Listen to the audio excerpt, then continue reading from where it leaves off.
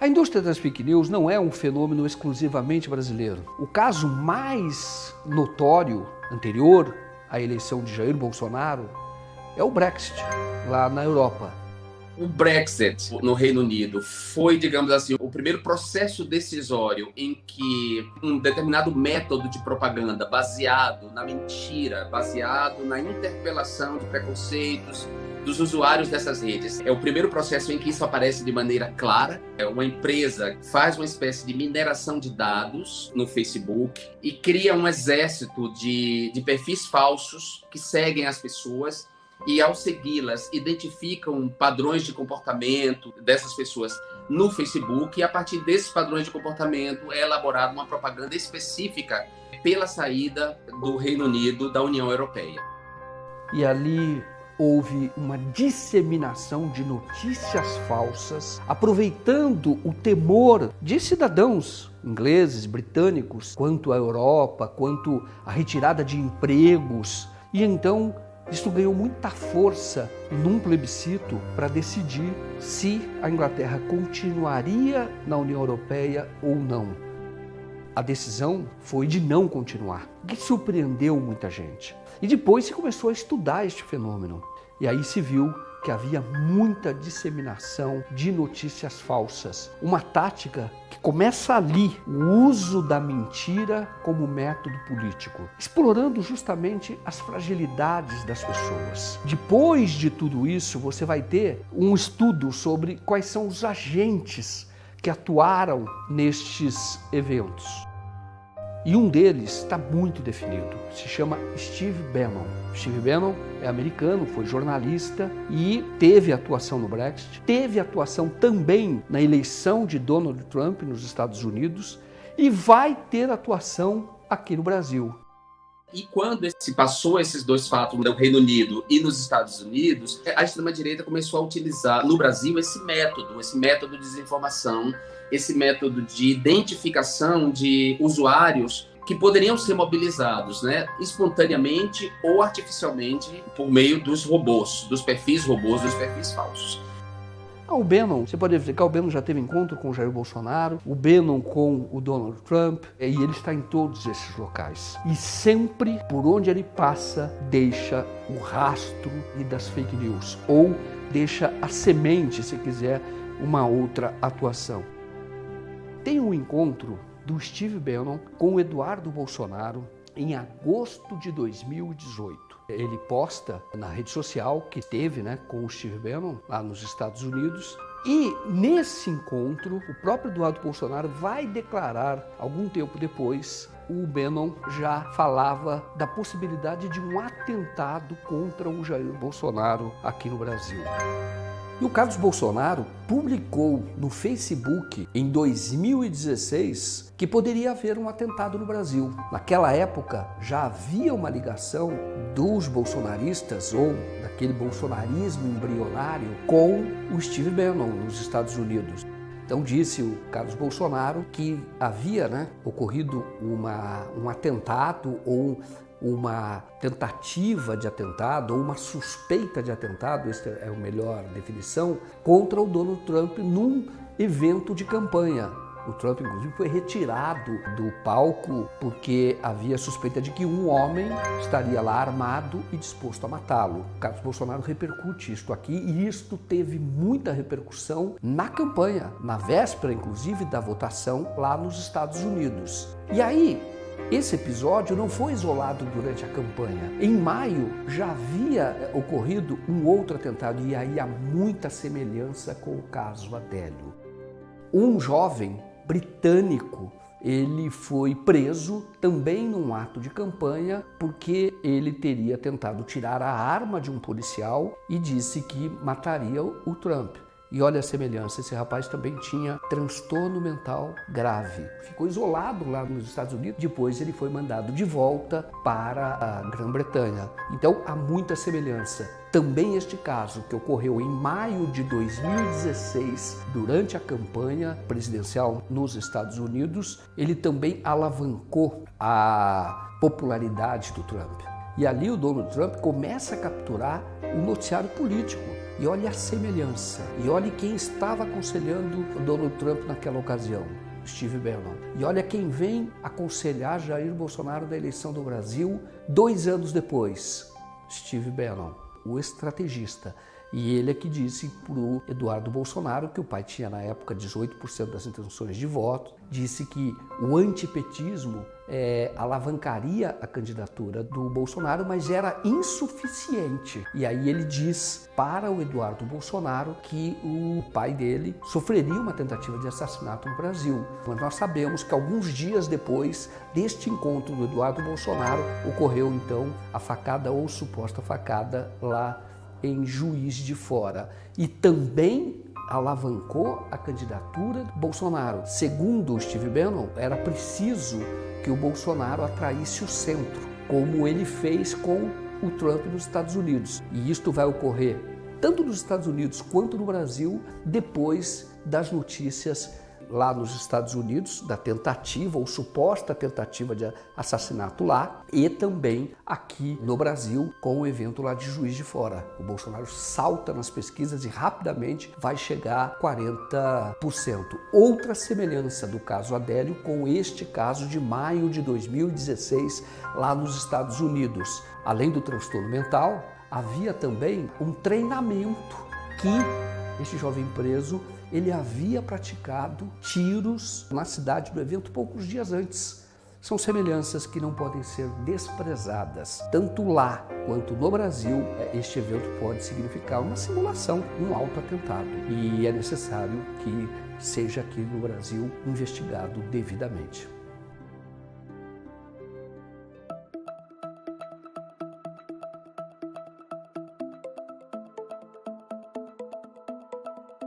Como é que funciona esta máquina de fake news? Mas aqui no Brasil, ele já tem uma disseminação de notícias falsas que vem já a partir de 2011, 2012, que é o kit gay. Nunca existiu o kit gay. Existia um programa nas escolas para orientar os alunos quanto à necessidade de respeito à diversidade. Então, isto era material que seria usado em sala de aula para adolescentes. Como tem aula de educação sexual, você teria a aula também de educação para a diversidade. Respeitar as pessoas. Isso é uma forma, inclusive, de evitar bullying dentro das escolas. Proteger os alunos, tornar o ambiente dentro da escola um pouco mais saudável. E, ao mesmo tempo, havia um programa do Ministério da Saúde dentro da contenção ou dentro da orientação quanto à transmissão da AIDS. Isso é um outro programa que tem a ver com a educação e saúde pública. A extrema-direita no Brasil, e aí tem uma atuação muito forte, que é do senador Magno Malta. Ele era senador lá pelo Espírito Santo. Ele depois vai ser um bolsonarista muito forte, vai abraçar a campanha do Jair Bolsonaro, mas aí ele começa a disseminar nas igrejas evangélicas que havia um programa do governo federal, na época a presidência da Dilma Rousseff, que iria distribuir material pornográfico entre os alunos e o que ele chamava de kit gay. Não existe kit gay. Olha só, um dos livros que estão chegando nas bibliotecas das escolas públicas, para você que é pobre. Este livro aqui, O Aparelho Sexual e CIA. Só que isso foi proliferando, foi sendo divulgado e o governo não reagiu, pelo contrário, acabou estimulando esta fake news. Quando, então, a própria cartilha para educação, ou para educar para a diversidade, para respeito à diversidade, ela então não foi entregue às escolas, porque o governo na época recuou quando houve esta pressão a partir de uma fake news. E aí, a ponto do Jair Bolsonaro, em 2018, falar sobre isso no Jornal Nacional. Ele acaba apresentando um livro, que é livro dirigido para adolescentes, usado numa biblioteca de uma escola pública de Alagoas, que não tinha nada a ver com o kit gay, e era um livro, inclusive, respeitado internacionalmente nessa questão da diversidade. Aquilo foi proliferando de forma que ele usou a divulgação do kit gay numa entrevista ao Jornal Nacional e não foi ali rebatido pelos jornalistas. Isso também ganhou mais força. eles tinham acabado o 9º Seminário LGBT Infantil, comemorando o lançamento de um material para combater a homofobia, que passou a ser conhecido como Kit Gay. Entre esse material, Boni, estava esse livro lá, Boni. Olha só, não vou mostrar se as crianças não. Mas é um livro escolar, é para criança. O que diria o senhor? É um livro para criança. Esse é um dos exemplos das mentiras que estavam sendo divulgadas naquela época, alavancando a candidatura do Bolsonaro.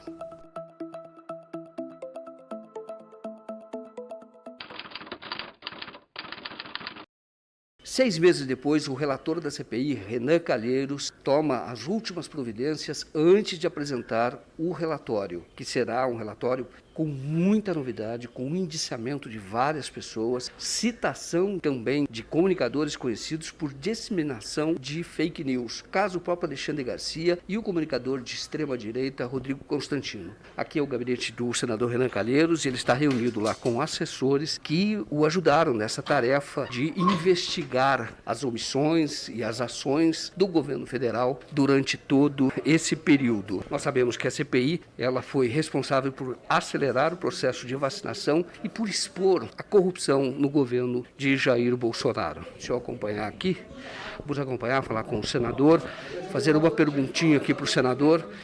Senador Renan Calheiros, o que a população pode esperar aí com o seu relatório? Nós estamos trabalhando profundamente, duro, nessa reta final, especialmente, caracterizando condutas, individualizando punições. A sociedade pode continuar esperando que esse trabalho se desdobrará em punições exemplares para essas pessoas que agravaram esse morticínio no Brasil.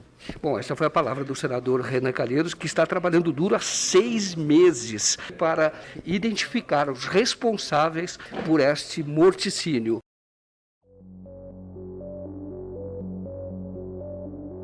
Marielle Franco, a vereadora, quando foi assassinada, causou inicialmente uma grande comoção. As pessoas, até quem era de direita, ficou perplexo naquele momento. O que está acontecendo com o nosso país? E aí houve uma disseminação de muita mentira. O Bolsonaro não fez nenhum tweet, nenhuma manifestação sobre a morte da vereadora. Mas bolsonaristas começaram a divulgar falsas informações sobre Marielle para tentar desacreditá-la. O Jean Willis, que foi deputado federal e hoje vive exilado, deixou o país depois de viver aqui uma vida sob ameaça. Ele vive hoje em Barcelona, mas é ele que conta sobre como é que essa máquina de fake news se movimentou no caso da Marielle Franco para tentar desacreditá-la. Em 2018, Marielle é executada sob essa intervenção em que Temer tenta disputar com Bolsonaro o tema da segurança pública, considerando aí o Rio de Janeiro um lugar perigoso. Os números não diziam isso. Na verdade, o Rio de Janeiro era uma vitrine para Michel Temer e sua turma e todos os golpistas. E aí fazem essa intervenção, comandada pelo Braga Neto, e sob essa intervenção, Marielle Franco é executada da forma que foi executada. Era uma tentativa do Michel Temer de se tornar popular a partir do tema da segurança pública, que era o tema da extrema-direita, e, portanto, o tema de Bolsonaro, que já figurava nesse momento aí como grande nome da extrema-direita. Ele começa a emergir como um catalisador da extrema-direita a partir de 2013, porque ele é a pessoa que se dispõe a dizer abertamente na Câmara os insultos homofóbicos contra mim e contra a comunidade LGBT. E aí teve participação de altas autoridades, viu?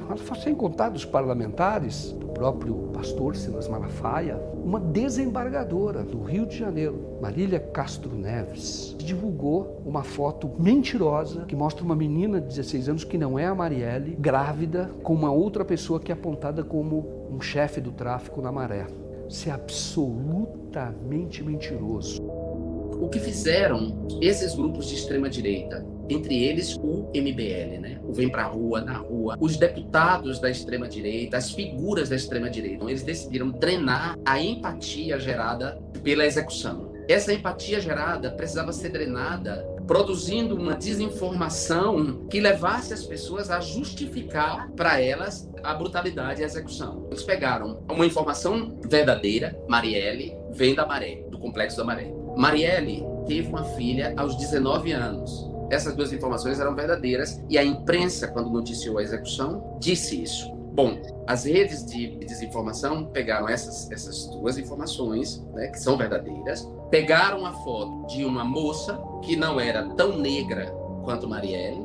Ela está num ambiente pobre, essa moça está sentada no colo de um rapaz e eles começam a compartilhar e impulsionar essa fotografia dizendo: vejam a nova heroína da esquerda, Marielle Franco, com uma Silvia Peu, traficante, grávida de 16 anos. Para qualquer de nós, e qualquer pessoa que conhecesse Marielle, batia o olho na foto e via, não era Marielle Franco. Entretanto, a desembargadora Marília Castro Neves, mais outros perfis, como o do Silas Malafaia, esse perfil que não era oficial, o MBL nas suas redes, o Vem Pra Rua, ou seja, todo esse ecossistema da economia e da difamação programada para fins de lucros políticos e financeiros. É toda uma economia e, portanto, drena a empatia imediata da população brasileira com Marielle. Ou seja, as pessoas que tiveram um choque num primeiro momento e se sentiram empáticas, ao receberem a notícia diziam: ah, tá explicado. Morreu porque estava envolvida com traficante.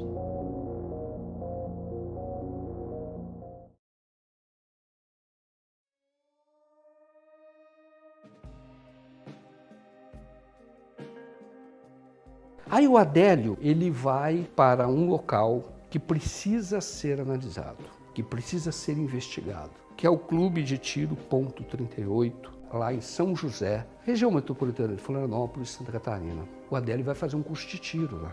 Hoje, nós sabemos que o Adélio está numa situação, ele não é entrevistado, família não o visita, ele está num presídio federal de Campo Grande, que tem um regimento, um regramento, é de segurança máxima. E hoje, um perito que esteve lá, e ele deu essa declaração num canal do YouTube, que é Resistência Contemporânea, Marconi Burum, está contando que falou com o Adélio, e o Adélio hoje, ele diz que é visivelmente insano. Mas o Adélio não era. Tanto que 2 meses antes do episódio da facada, ou suposta facada, ele fez o curso de tiro. Ele esteve lá durante 3 dias no ponto 38. E esse ponto 38 é apoiado, frequentado pelos filhos de Jair Bolsonaro, que é o Eduardo e o Carlos, publicamente. Ali tive a oportunidade, é preciso que alguém diga isso, permita-me dizer aqui, com toda a coragem e resistência, que tivemos a condição de entrevistar, por exemplo, o Abélio, aquele da suposta facada. Sabe que a primeira coisa que ele nos disse, e eu estou querendo que provem o contrário, ele no lapso de lucidez, que ele é visivelmente insano, mas no lapso de lucidez ele registrou uma coisa importantíssima. Ele disse o seguinte: quem é você? Quem é você? Quem é você? Nos apresentamos. Ele disse: pois vocês são a primeira autoridade que vem me visitar e eu estou quase 2 anos preso. Gente, um crime de repercussão internacional. Quem mandou ele para lá não está visitando ele. Eu estive lá.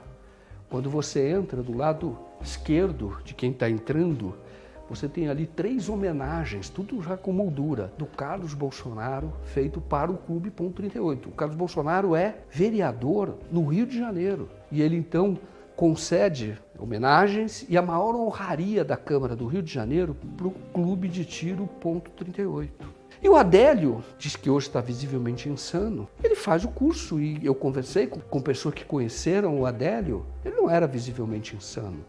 Todos os lugares onde nós andamos, dizem: ah, vocês são da tortura, ah, vocês trabalham com tortura, ah, são dos direitos humanos, é assim que eles identificam.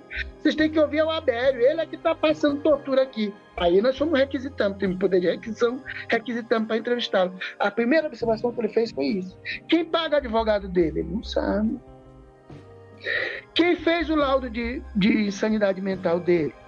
Ele não sabe. Eu conversei com uma senhora que até queria namorá-lo, que era dona de um estabelecimento comercial. Fala que ele era uma pessoa que comprava jornal, muito sério, uma pessoa que demonstrava ter muito conhecimento das coisas.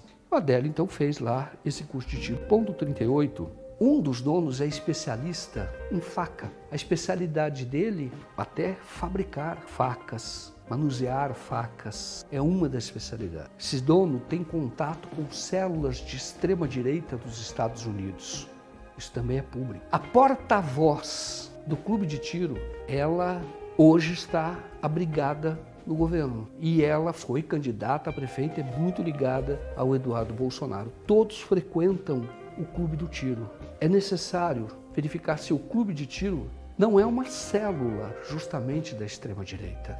O Eduardo Bolsonaro tem uma postagem em que ele fala que o Ponto 38 é o melhor clube de tiro do Brasil porque ali mala não entra. Aí a pergunta, se mala não entra, como é que você pode considerar o Adélio Bispo de Oliveira? Por que ele foi recebido lá? Por que ele fez esse curso de tiro?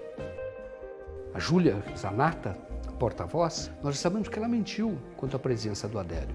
Diz que ele esteve lá a única vez, fez um cadastro. Não, ele fez um curso e recebeu o certificado. E no último dia de curso, ele divide o mesmo espaço ali com o Carlos Bolsonaro. O que eu estou falando aqui é que existe uma pista para ligar essa mesma máquina de fake news ao clube de tiro. Porque nós já sabemos que um dos formuladores mais intensos de fake news é o Carlos Bolsonaro. E o Carlos Bolsonaro é justamente uma espécie de patrono desse clube de tiro.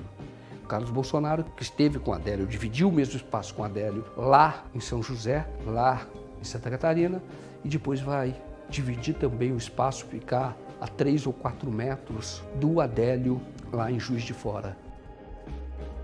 Quando o Bolsonaro chega para o evento, ali no Parque Ralph, e o Adélio aparentemente num local reservado, porque não tinha muita gente, havia policiais atrás dele, ele mesmo conta isso, como protegendo ali, fazendo um cordão, protegendo o Bolsonaro na chegada dele, de um pequeno grupo de pessoas, eram na verdade alunos, estudantes da Universidade Federal de Juiz de Fora que faziam um protesto. Pouca gente, o Adélio estava ali, o Adélio então se aproxima, fica muito perto do Carlos Bolsonaro, e o Carlos Bolsonaro, quando o vê, corre para dentro do carro. Mas ali parece que o Adélio está querendo conversar com o Carlos Bolsonaro, como se estivesse ali se apresentando. Estou aqui.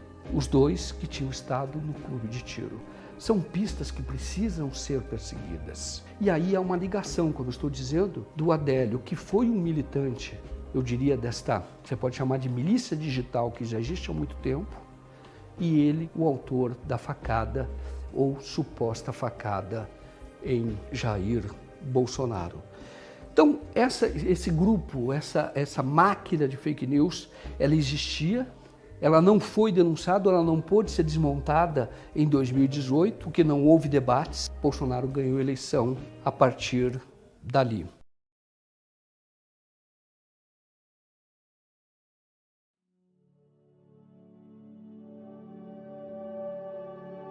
A ABIN, ela é a Agência Brasileira de Informação, que tem um papel equivalente aqui no Brasil ao que seria a CIA nos Estados Unidos. Você faz investigações para a defesa do Estado Democrático de Direito. Não é para fazer investigação de interesse da família presidencial.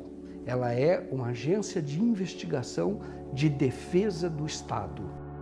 A BIM Paralela, ela foi formada, submetida aos interesses da família que hoje está na presidência da República. Você não pode falar só do Jair Bolsonaro, você tem que falar da família. O Bebiano foi o primeiro a revelar da intenção do Carlos Bolsonaro de formar esta BIM Paralela. E foi assim que nós estivemos na casa de um sócio, de um parceiro comercial do Jair Renan. Nós fomos até o endereço dele, procurá-lo para que ele falasse sobre um assunto de interesse público que ele mesmo havia denunciado. Importante registrar que este agente da Polícia Federal, Felipe Barros Félix, ele era o principal segurança de Jair Bolsonaro em Juiz de Fora. Aqui está o policial federal, que é da confiança da família Bolsonaro, né, que vai ser denunciado depois por monitorar o sócio do Jair Renan. Então ele está conversando com o policial militar, que está a paisana, que vai proteger o Adélio, aquele rapaz de cabeça raspada, né, estiloso, e aqui está o Adélio. Ele parece conversar com esse, mas o Adélio junto, como se estivesse falando com os três. Olha aqui. E 5 minutos depois vai ter então a outra tentativa do Adélio o Bolsonaro então acusa a dor, desce, é levado para uma lanchonete. Mas é esta imagem que me chamou muita atenção, que é o Felipe Barros Félix, agente da Polícia Federal, que depois vai para a BIM, de extrema confiança do Jair Bolsonaro, e vai estar no dia da posse também, correndo lá do lado do Rolls Royce, tá, para isso, conversando com esses três. E este policial militar é que vai proteger esta paisana para que ele não seja atingido por bolsonaristas que acompanhavam o então candidato lá em Juiz de Fora. E esse Felipe então vai para dentro do Palácio do Planalto e passa a fazer operações sensíveis de interesse da família presidencial. A Polícia Federal abriu inquérito para investigar Jair Renan Bolsonaro, filho mais novo do presidente. O inquérito foi aberto a pedido do Ministério Público Federal após uma denúncia de possível tráfico de influência e lavagem de dinheiro contra Renan Bolsonaro, feita por parlamentares de oposição ao governo. Um parceiro comercial do filho do presidente, Alan Lucena, que dividia o escritório com ele, disse que ganhou um carro elétrico da empresa Neon Motors, ligada a esse mesmo grupo empresarial, como revelou o jornal O Globo.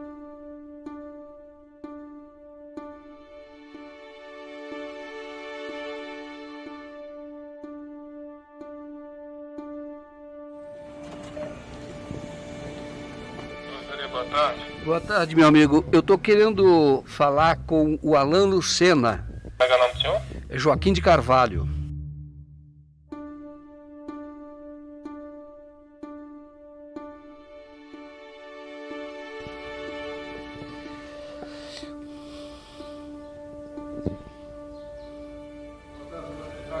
Isso. Mas autorizou passar o número do telefone dele, se o senhor quiser anotar. Ah, ele não está na residência? Eu vou ligar para ele, tá? Qual que é?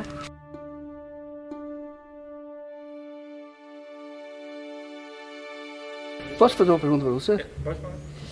Alguma vez o filho do presidente já veio aqui, Jair Renan? Aqui no meu plantão, não. Esse horário, você sabe do dia que um policial federal foi preso aqui? Por estar... Para mais informação, só com ele mesmo, tá? Tá bom, então. Obrigado, viu? Vou telefonar agora para o Alan Lucena.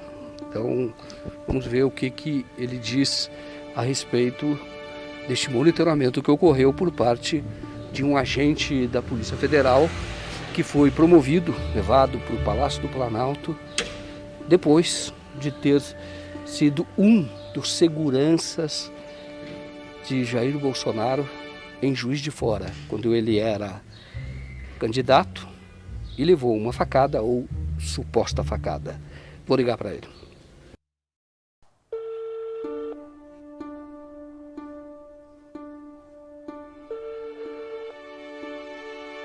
Alô? Alô, é o Alan Lucena? Sim. Ô Alan, aqui quem fala é Joaquim de Carvalho.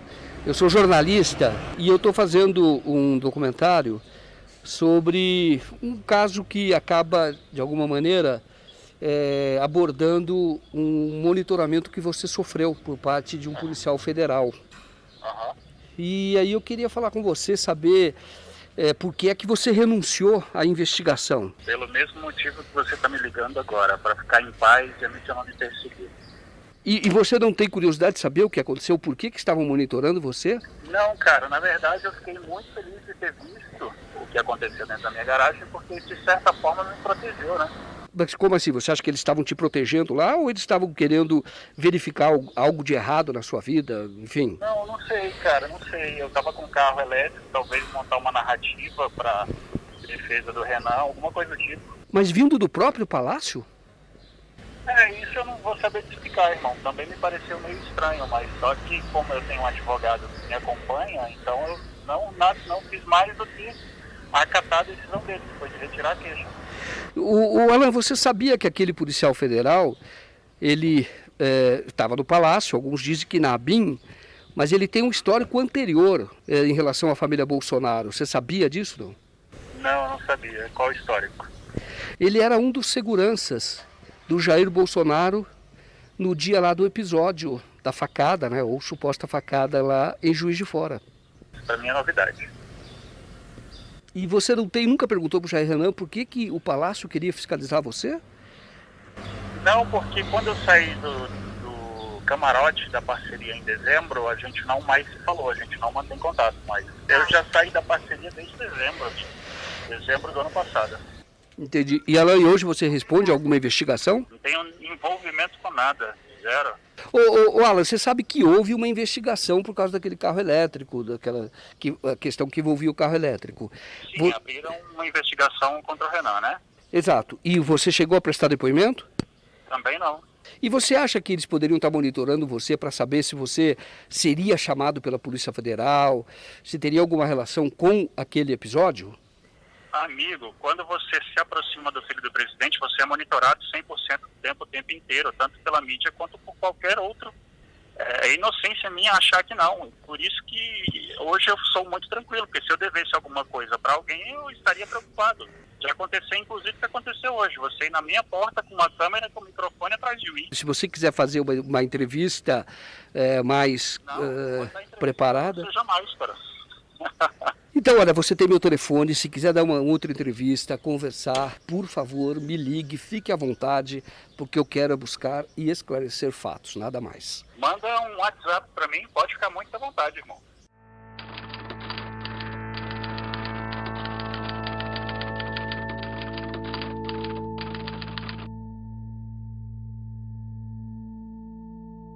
Deixa eu ligar para ele. Ai. Tô ligando, tá?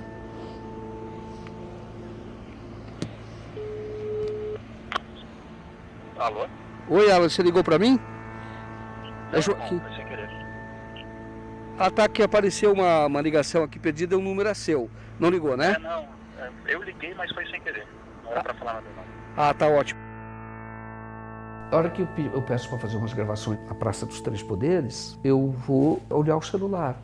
Aí o celular tem uma mensagem, um print de uma conversa do personal com uma outra pessoa. Ele pôs um print dizendo, quem me ligou, o telefone dele, põe em caixa alta o nome da minha mulher inteiro, põe o nome do meu filho e fala, nossa, ele falou, olha, o telefone está no nome dessas pessoas. Não está no nome dessas pessoas, o meu telefone está no meu nome, o meu CPF. O que ele estava falando? Eu sei quem é sua mulher, sei quem é seu filho, entendeu? Pôs o nome dos dois, tá? E aí ele põe, vocês poderiam parar de me ligar? Mas eu não estava mais ligando, eu já tinha entrevistado ele. E aí ele pôs uns prints de postagem da minha mulher. Aí eu falei, isso é uma ameaça e eu não aceito, vou tomar providências. E eu fui para a polícia e fiz boletim de ocorrência. Mas é óbvio que é uma ameaça.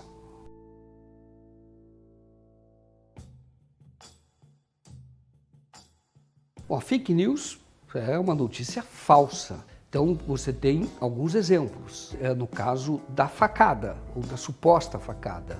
A divulgação de que o Adélio tinha ligação com políticos de esquerda, de uma notícia absolutamente falsa. A verdade é que o Adélio, quando foi preso, naquele dia, no 6 de setembro de 2018, foi encontrado na bagagem dele uma carta em que ele pedia desfiliação do PSD e um cartão do deputado Marcos Montes, que é da bancada ruralista, hoje está no governo Bolsonaro. Então a notícia verdadeira é de que o Adélio tinha ligações com a direita e que tinha sido filiado sim ao PSOL, mas já estava longe do PSOL. Esta era a notícia, isso não foi divulgado. Tem uma notícia agora muito recente, que é falsa, de que o Jean Willis estaria sendo intimado para prestar depoimento na continuidade da investigação do caso do Adélio. Isso é mentira. Mas esta mentira surgiu a partir de um fato que se tornou público, a retomada da investigação. Essa retomada é muito limitada.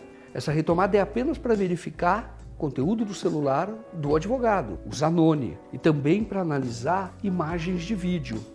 Todo esse ecossistema criou uma teoria da conspiração a partir de um perfil apócrifo chamado Pavão Misterioso, que me associava ao suposto atentado que Bolsonaro sofreu em 2018. Ou seja, mesmo fora do Brasil, em exílio, obrigado por eles, pela violência deles, eles me usaram como cortina de fumaça. Minha vida ela entre ciclos de inferno, em que eles criaram uma nova mentira contra mim e impulsionaram. Mas eles criaram esse perfil, Pavão Misterioso, um perfil no Twitter. Todo esse ecossistema, essa rede, MBL, o antagonista, todos eles que pertencem a esse ecossistema impulsionaram essa mentira, todos eles sabiam que era uma mentira, mas impulsionaram porque a ideia era criar uma cortina de fumaça que protegesse Moro do escândalo da Vaza Jato. E a partir dali se surgiu uma fake news. Quando as pessoas estavam recebendo esta informação, começou a surgir na rede. O Jean Willis foi intimado e ele fugiu da Espanha. É outra notícia falsa. Mas a partir de uma notícia verdadeira, da retomada da investigação. Era uma mentira que dizia que me envolvia com o episódio da facada, do suposto atentado que Bolsonaro sofreu em 2018, e dizia que eu tinha vendido o meu mandato a Glenn. Ou seja, eles partiam da verdade de que David Miranda era o meu suplente, ou seja, com a minha saída, David Miranda ocupou a minha vaga, porque ele era o suplente. Então eles pegaram esse elemento de verdade para dizer como o Glenn estava denunciando, era o The Intercept, que estava denunciando o Sérgio Moro. Eles disseram, então, que eu saí do Brasil para vender o meu mandato para Glenn e Glenn colocar o marido dele. Ou seja, era uma teoria da conspiração que mobilizava a homofobia. Ou seja, era uma conspiração de viados. Um jornalista internacional, judeu, bicha, que compra o mandato de uma bicha e dá a outra bicha. Ou seja, era mobilizar todo o ódio da extrema-direita. E mesmo nesse momento, Joaquim, a esquerda não foi capaz de fazer uma leitura do que estava acontecendo. E a propósito da retomada da investigação, eu conversei com o advogado Zanoni. E ele acabou interrompendo a entrevista, você vai ver. Mas ele nega, ou ele diz que o Estado vai perder tempo. Não haverá nenhuma informação no celular dele que leve até suposto mandante em Juiz de Fora. Alô? Oi? É o Dr. Zanoni? Pois não.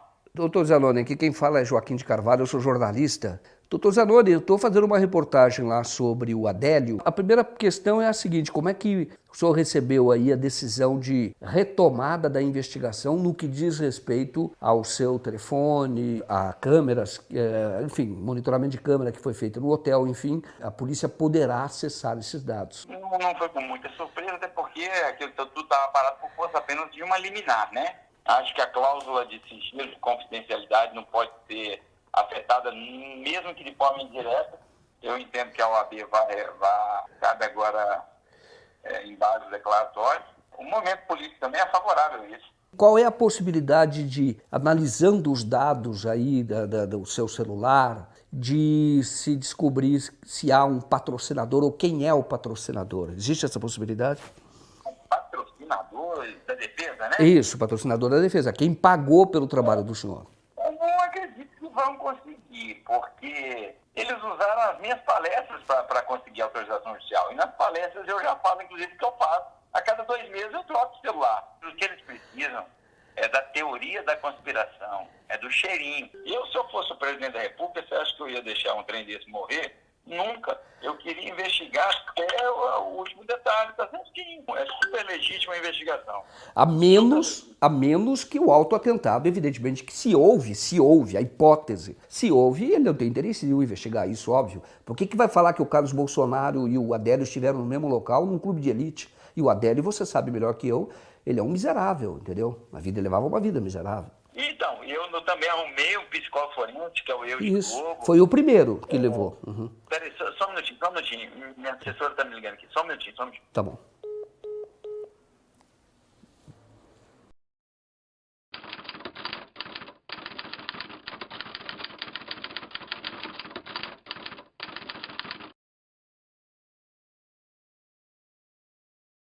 O inquérito das fake news que tramita aqui do Supremo Tribunal Federal, a cargo do ministro Alexandre de Moraes, revelou a existência de muitos canais que usam a mentira como método, seja para ganhar dinheiro, mas principalmente para atingir objetivos políticos. É preciso saber quem está por trás desses canais. Mas tem uma outra questão que precisa ser muito estudada, que também explica por que esta indústria de fake news cresceu no Brasil. É a perda da credibilidade da chamada imprensa tradicional. Nós, então, além de acessarmos ou buscarmos informações sobre o inquérito, que está sob sigilo, não vimos o inquérito, mas tomamos conhecimento, estudamos as informações que já foram tornadas públicas.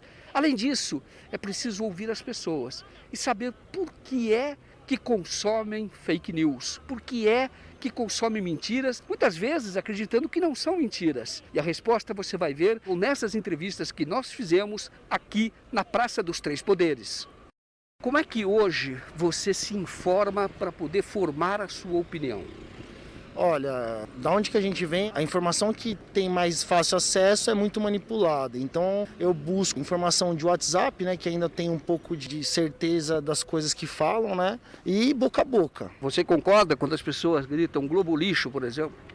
Até certo ponto, sim. Eu acredito, né? Eles manipulam muitas informações. A gente até evita assistir televisão por causa disso. E a gente também debate bastante entre nós no trabalho, entre clientes, troca as informações assim. Porque nem tudo que a mídia está mostrando é o que está acontecendo. Até na pandemia mesmo, a gente tem vários amigos na área da saúde, relatavam uma situação e acontecia outra, né? Por exemplo, você acredita no tratamento precoce que tanto se fala? Não exatamente no tratamento precoce, mas eu acredito assim, se você está com sintomas antes, porque antes demorava muito sair o resultado dos exames. Aconteceu isso com a minha mãe. Tratei ela com o tratamento precoce antes de sair o resultado. Fez o tratamento, ela não teve nenhuma sequela, está super bem. Não era Covid, mas ela estava muito mal, de uma infecção muito forte. E ela está ótima hoje. Por que é que você apoia o Bolsonaro? É porque ele tem, eu creio que o nosso presidente, ele tem primeiro Deus no coração, ele veio com uma proposta diferente, né? Como é que você se informa hoje, notícias? Como é que você consome, lê notícias? Hoje com certeza é internet, né? Porque mídia aberta não dá. Agora, o que eu pergunto, por exemplo, quando tem aquela notícia de que o filho do presidente comprou uma casa, uma mansão aqui, de onde vem esse dinheiro? Você tem que se informar pela imprensa, não tem? Sim, com certeza, eu me informo. Agora, se ele está roubando ou não, é com aquele lá de cima que ele vai prestar conta. Por que você não usa máscara se ele está numa pandemia? Bom, a minha máscara está dentro do carro, entendeu? Não uso porque aqui está aberto, não gosto. A sua prima está usando máscara, viu? Sim, sim. Você também apoia o Bolsonaro? Não apoio. Margarida, você hoje também consome notícia por TV aberta, pela mídia tradicional?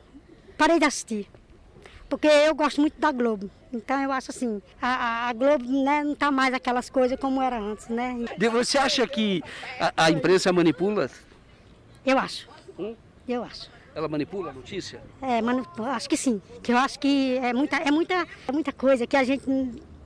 Eles esquecem. Eu acho que eles tinham que lembrar mais dos pobres.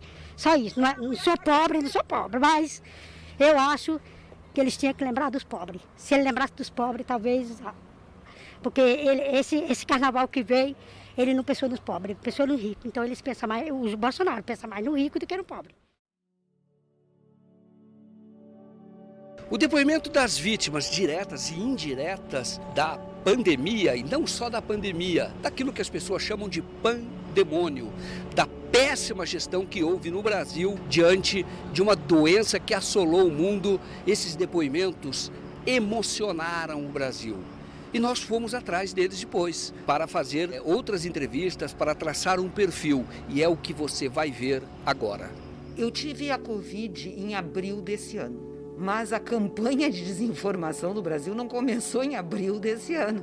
Começou muito antes disso. Nós tivemos a primeira morte no Brasil de Covid no dia 12 de março do ano de 2020. E em fevereiro nós vimos toda a situação, janeiro e fevereiro, da Itália, Espanha. E em março chegou mais fortemente no Brasil. Vocês virem o que diz o presidente e o que dizem as autoridades médicas e epidemiologistas, que são as pessoas que nós temos que escutar, que tem uma divergência. Na verdade, eu sempre digo, quando a gente está doente, a gente se trata com quem é o especialista da área. Tem dor de dente, tu vai no dentista.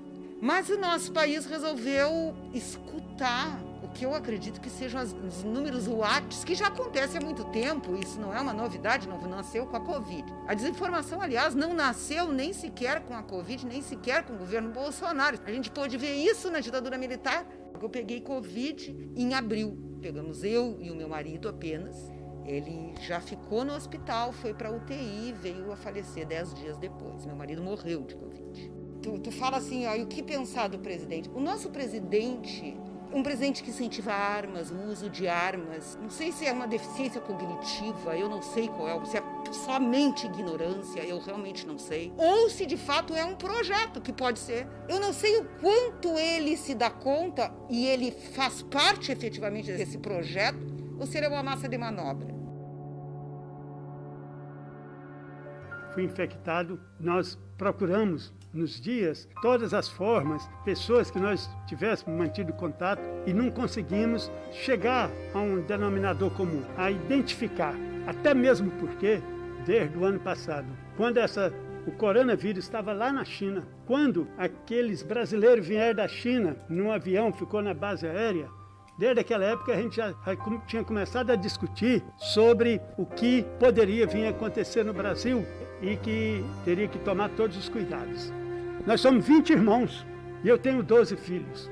Muitos dos meus irmãos foram contaminados e conseguiram sair, mas exatamente o caçula, ele estava trabalhando, trabalhou até meio-dia, não estava sentindo bem, falou para o pessoal, eu vou ao médico, foi o médico à tarde e não voltou mais. Fui, não só mesmo para mostrar que eu estou bem, estou tranquilo, eu e Cátia e Tiaguinho estamos em casa, já tomamos os medicamentos iniciais e bastante fé em Deus, vamos superar e estamos tranquilos. Beijos a todos. Conheço pessoas que iam na igreja e chegava lá, ouvia pastor e até mesmo às vezes padre. Eu sou católico e sou crítico a esses padres também, que faziam uma orientação de que não precisa de vacinar, que tem que voltar a trabalhar, que então aí não morre pela Covid, vai morrer de fome. E mais, tem um presidente da República que dá um mau exemplo para o povo brasileiro. Presidente da República é para administrar o país, mas quem determina medidas sanitárias, medidas de saúde pública, procedimentos médicos, médicos e cientistas infectologistas. E aí, membros da polícia, não é toda a polícia, que não sabe efetivamente o papel da própria polícia, chegou a prender o meu irmão por ele ter uma faixa no carro, e eu também tinha uma outra, só que menor, fora Bolsonaro, genocida. Então, foi motivo de prisão de um professor que nunca tinha ido numa delegacia, a não ser fazer uma visita ou então tirar a carteira. Não tem coisa, não tem arma mais importante que uma agulha no braço com a vacina. Enquanto eu tiver força, eu quero continuar lutando por um Brasil melhor. E um Brasil melhor não é um Brasil armado, e sim um Brasil amado. Então, a nossa associação nasce justamente em razão do apelo que as vítimas fazem. A minha experiência não é uma experiência teórica. Eu tenho 5 perdas na minha família. E a maioria dos companheiros que estão na coordenação do Vida e Justiça vem com essa experiência. Se não foi um critério escolhido para que nós fôssemos coordenadores. Mas essa é a sensibilidade que nos une, de ter na nossa pele a história dos nossos parentes. O primeiro parente que eu perdi foi meu irmão, no Rio de Janeiro, ano passado. E na sequência perdi 4 primos em São Paulo. Então isso me dá uma possibilidade de entender o que as vítimas falaram hoje, especialmente na CPI. E a nossa associação nasceu desse desejo de ter a verdade e ter justiça. São os 2 motes. Saber que a gente precisa recuperar o que foi que aconteceu, um país que tem uma história de vacinação, uma história de grandes epidemiologistas, grandes cientistas.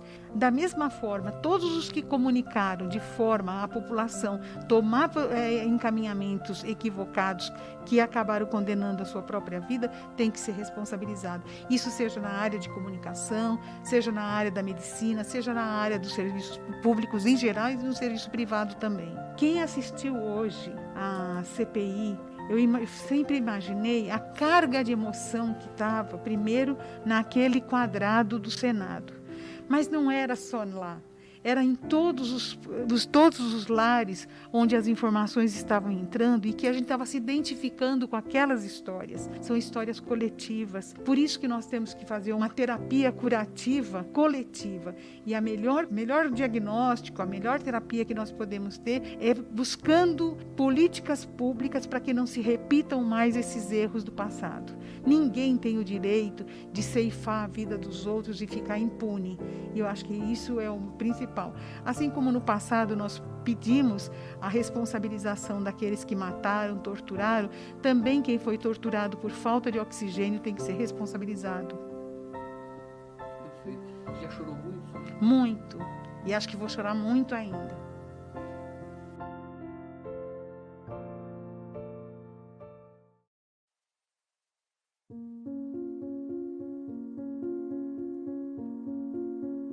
Crime contra a humanidade. Quem pagará por isso? A CPI, ela traçou o organograma desta organização que atuou contra o Brasil, com poder central.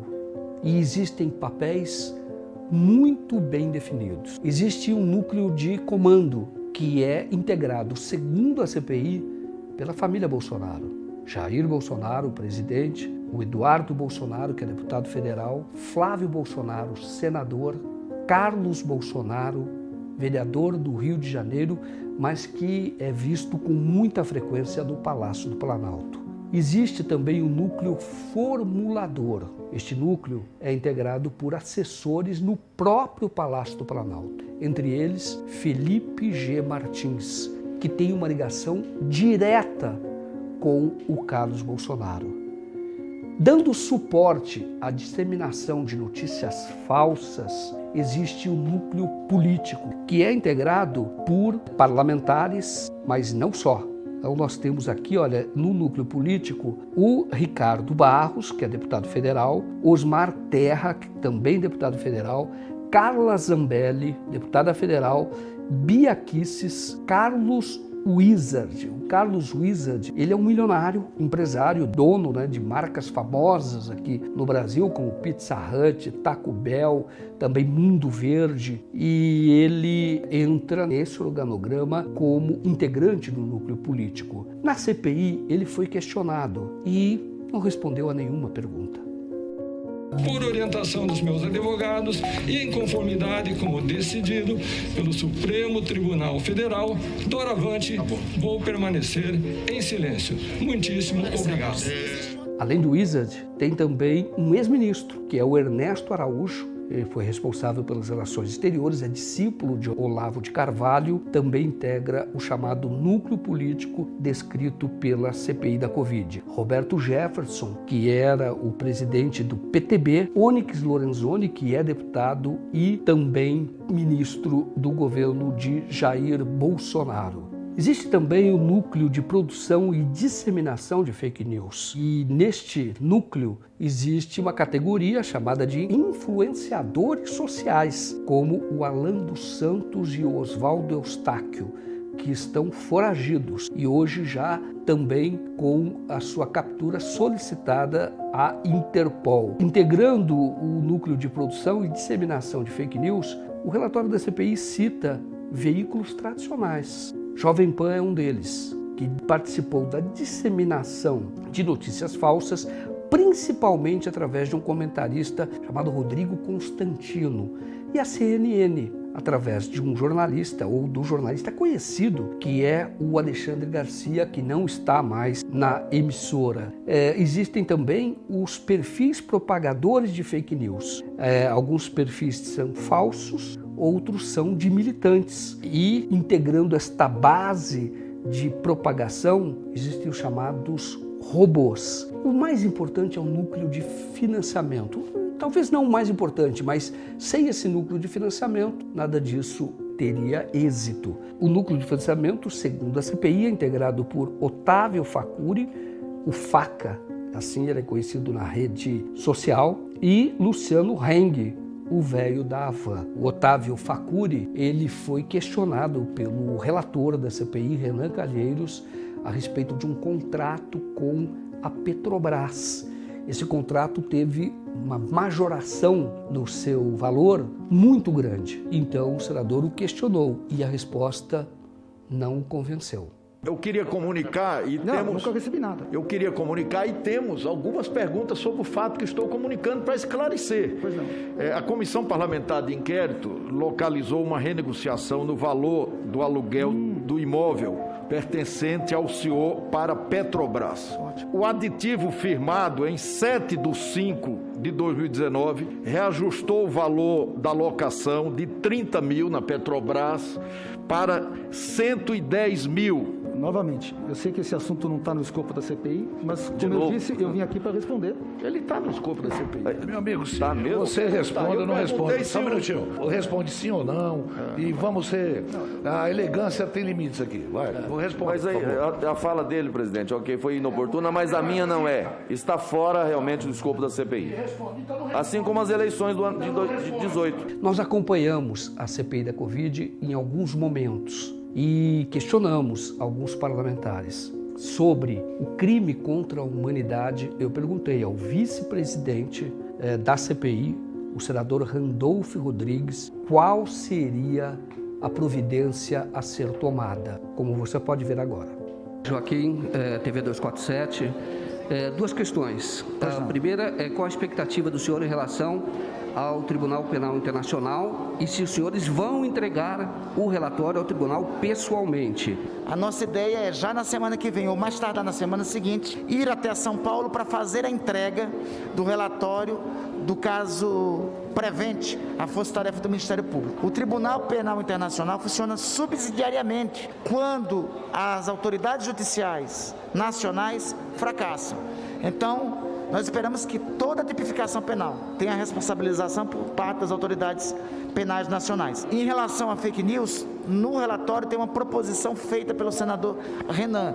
Nós ainda iremos discutir, porque ao mesmo tempo que é necessário coibir este crime, nós não podemos também afastar princípios fundamentais, como neutralidade de rede, como a liberdade do usuário.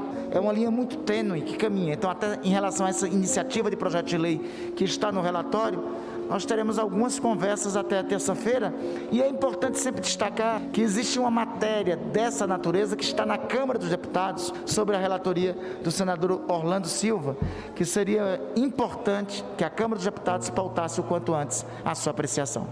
Ok, obrigado. A principal autoridade brasileira a tomar alguma providência é o Procurador-Geral da República, Augusto Aras. Ele recebeu o relatório já faz mais de um mês e não tomou ainda nenhuma decisão concreta. O que ele pediu foi providências através do Supremo Tribunal Federal. Ele poderia já denunciar algumas pessoas diretamente. Isto é facultado a ele como Procurador-Geral. No entanto, ele preferiu pedir providências ao Supremo Tribunal Federal e o caso, então, agora vai ter o desdobramento a partir desses pedidos. É importante que não demore e, na hipótese de que demore, da hipótese de que não seja tomada nenhuma providência, isto facilitaria uma denúncia ao Tribunal Penal Internacional em Haia por falta de ação no Brasil para punir os responsáveis pelo que a CPI considerou uma mortandade, um morticínio, um crime contra a humanidade.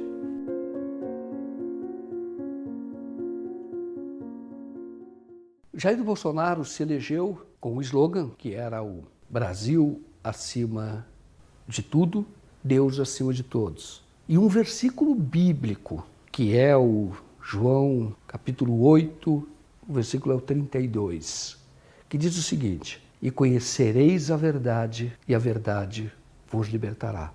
Nesse ponto, não podemos discordar de Jair Bolsonaro.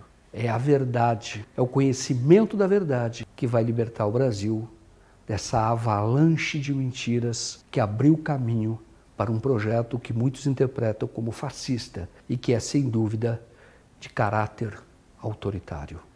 A verdade é que vai libertar o Brasil.